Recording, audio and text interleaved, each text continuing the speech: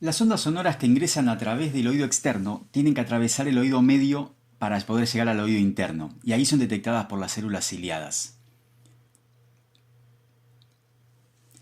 El oído medio tiene como función primaria transmitir la onda sonora entonces hacia el oído interno. Esas ondas sonoras que viajan haciendo vibrar moléculas de aire tienen que ser transmitidas al oído interno, donde la vibración se transmite por vibración de los líquidos, la perilinfa y la endolinfa. El concepto clave para comprender cuál es la función que cumple el oído medio es la impedancia acústica. La impedancia acústica es una expresión de la dificultad que un medio de propagación le opone a la transmisión de la onda sonora, y es un atributo específico de cada medio de propagación. Cuanto más grande es la impedancia, más grande es la oposición que ese medio le ofrece al pasaje de la onda sonora.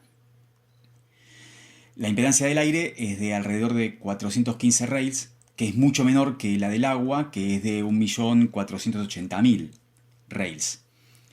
Entonces la impedancia acústica de los líquidos del oído interno es mucho más grande que la del aire. Es unas 3.500 veces más grande. Y justamente el oído medio está formado por un conjunto de estructuras que permiten ese acoplamiento entre dos medios de impedancias muy distintas.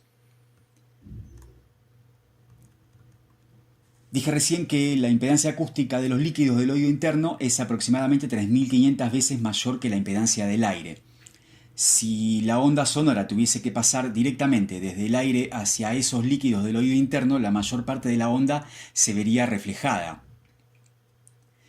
La mayor parte de la energía transportada por la onda se reflejaría en esta interfase aire-líquido. Y entonces solamente una pequeña parte, una pequeña fracción de la energía transportada por onda sonora pasaría hacia la fase líquida. Dicho esto de otra manera, casi toda la energía de la onda rebotaría en esta superficie de separación. La fracción de la energía de la onda que se refleja en esta interfase está expresada en el coeficiente de reflexión. Ese coeficiente de reflexión se calcula con esta expresión, donde Z1 es la impedancia acústica del medio por el cual la onda viene viajando, y Z2 es la impedancia acústica del medio al que la onda pasa. En este caso, entonces, el medio 1 es el aire y el medio 2 son los líquidos del oído interno. Reemplazando y calculando, el cálculo nos da 0,9933, lo que significa que en una interfase aire-agua, más del 99% de la energía de la onda sonora rebotaría en la interfase y menos del 1% pasaría al medio líquido. Repito entonces que si no tuviésemos el oído medio, más del 99% de la energía de la onda sonora rebotaría y menos del 1% pasaría a la perilinfa.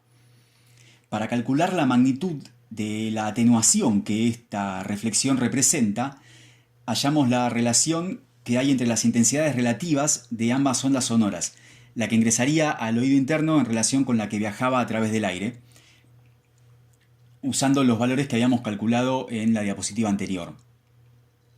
Y de acuerdo con esto, la reflexión de la onda sonora en la interfase aire-líquido representaría una atenuación de casi 22 decibeles en esa interfase. Justamente el oído medio está formado por un conjunto de estructuras que permite ese acoplamiento entre dos medios acústicos de impedancias tan diferentes, evitando así entonces la atenuación que se produciría por el rebote de la onda sonora en la interfase. El oído medio transmite a los líquidos del oído interno la presión que la onda sonora ejerce sobre la membrana timpánica. Y para entender exactamente qué es lo que hace el oído medio es imprescindible revisar el concepto de impedancia. No voy a hacer acá un estudio profundo de las distintas formas de impedancia porque no es el objetivo del video, y voy a obviar algunas cuestiones técnicas para ganar un poco de claridad.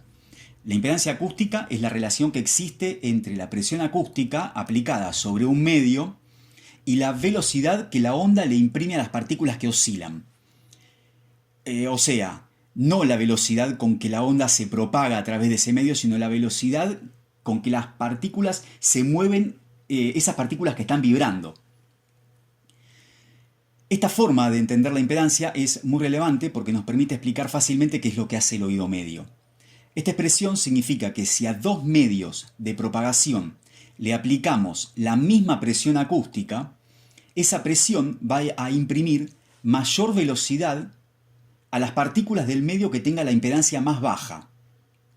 Dicho de otro modo, cuando el medio de propagación tiene una impedancia alta, cuesta más imprimirle velocidad a las partículas que van a vibrar.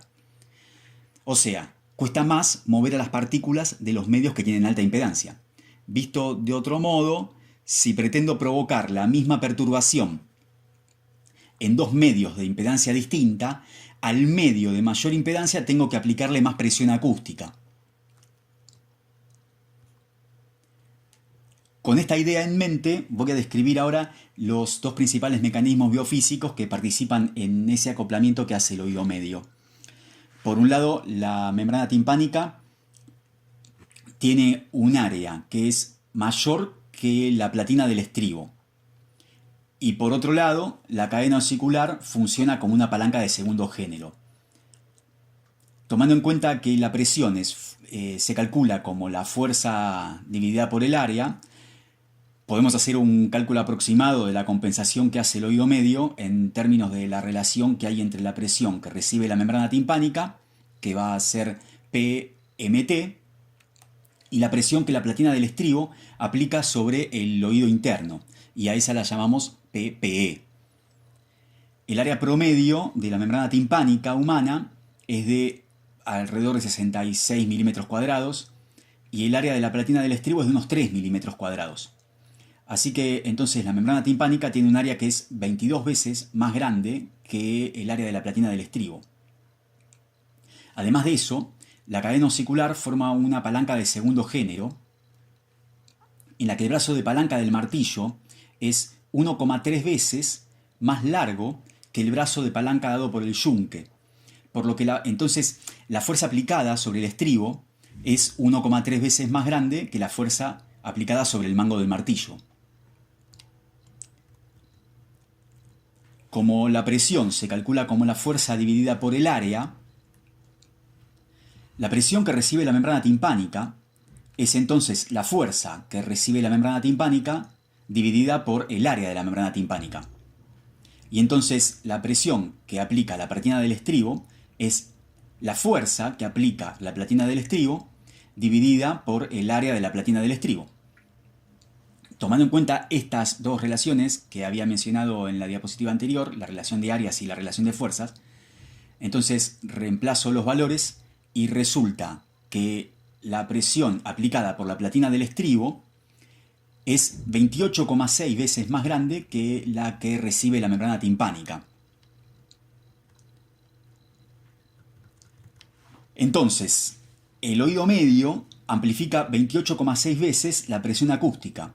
Y ese dato puede usarse para hacer una estimación más o menos global de la mejora que el oído medio realiza sobre la transmisión de las ondas sonoras. La cantidad de decibeles que se incrementan debido al efecto del oído medio se calcula como el cambio en el nivel de presión sonora.